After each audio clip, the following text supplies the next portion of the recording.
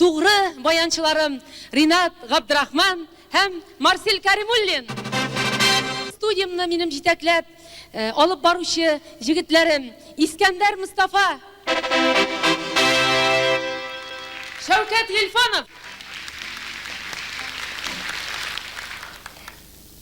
минем кызым Резида Сафиуллина, оныкларым Амар Ширин,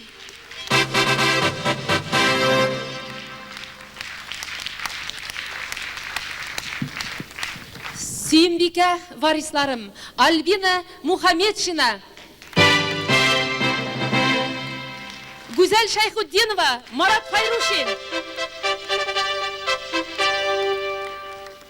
матур, төсле, тавышлы җырчы Сәрия Зиннатова.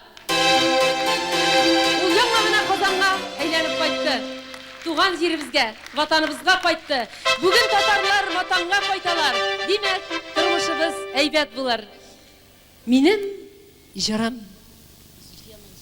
Музыкасын Искәндәр Мустафа язды, сүзләрен Асия Юнус. Зөлфия Мансурова.